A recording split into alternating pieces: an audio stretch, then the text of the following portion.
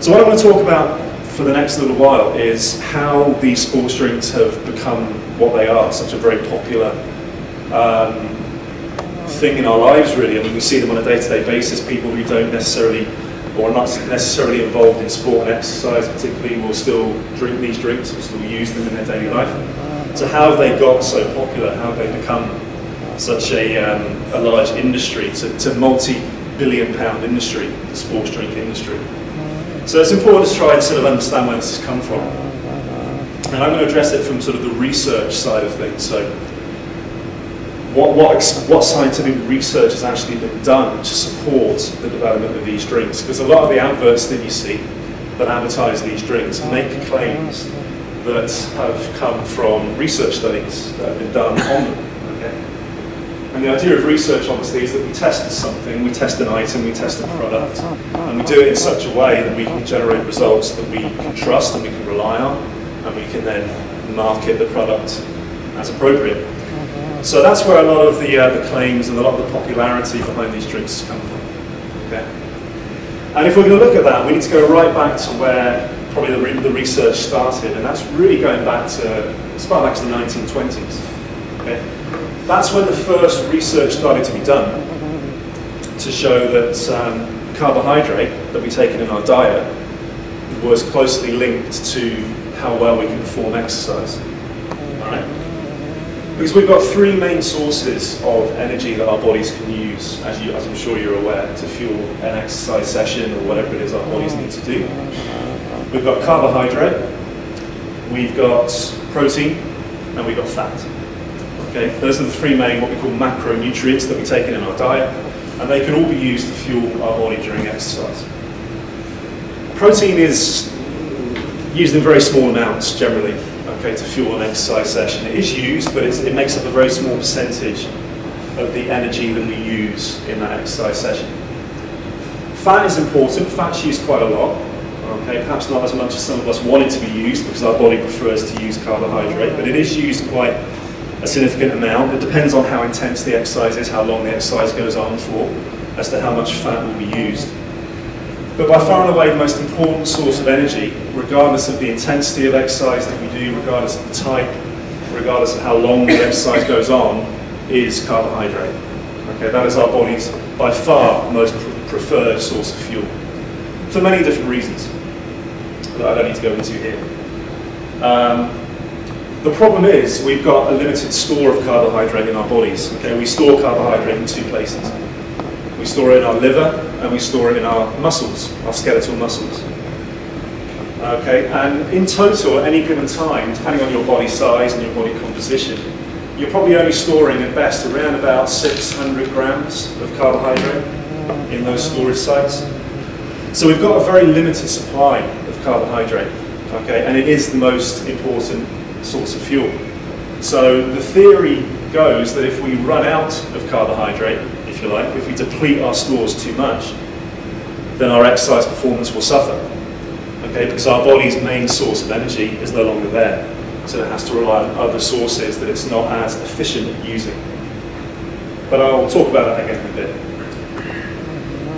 So basically, yes, in the 1920s there was some research done that looked at the effects of how much carbohydrate you consumed in your diet and how well you performed exercise. And what they started to find was that the more carbohydrate you had in your diet, the more effectively you could perform exercise. So you could either do a certain amount of exercise faster, or you could carry on exercising for longer before you had to stop. Okay, so there was a link that was made, an association, if you like, between dietary carbohydrate intake and exercise. But unfortunately, just because there's a link between two things, it doesn't mean that one causes the other. Okay? So just because people saw that the more carbohydrate someone took in, the better they exercised, you can't absolutely be sure that they exercise better because of that increase in carbohydrate intake. So it wasn't until probably the 1960s when that link between carbohydrate and exercise performance became stronger. Because in the 1960s, in Scandinavia, there was a technique introduced in sports science called the muscle biopsy technique, which you may or may not have heard of, but basically it involves a specialized needle, okay, very thin little needle, which you take and you make an incision in the skin above a muscle. You shove the needle into the muscle, okay? Twist it around a little bit. A bit more scientific than that, but basically that's what you do. You yank it back out, and out comes a little bit of muscle tissue along with the needle, okay? So it's like biopsying any other part of the body in a medical setting. This time it's for the muscle. So you take a little bit of muscle tissue from a person, and then you analyze that muscle tissue, and what you can do is you can work out what that muscle is composed of, okay? So what muscle fibers are there, what's in those muscle fibers. And you can also work out how much, well in this case, carbohydrate is stored in that muscle tissue. Okay? And when carbohydrate is stored in a muscle, we call it glycogen. And that's the name for stored carbohydrate. So what you do is you can take some muscle from a person, and you can work out their muscle glycogen concentration. So for the first time, basically, we could actually quantify someone's muscle glycogen levels, how much carbohydrate they had in their muscles at any given time.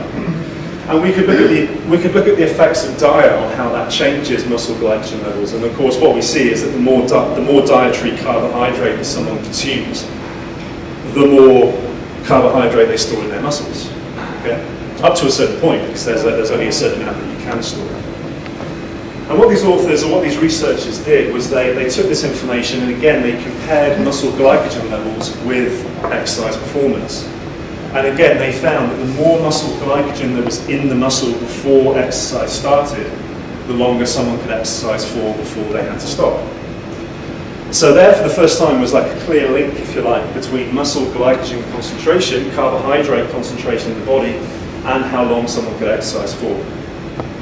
And ever since that time, ever since the 1960s, that has become a hard and fast rule, if you like, in sports science, that carbohydrate is crucial.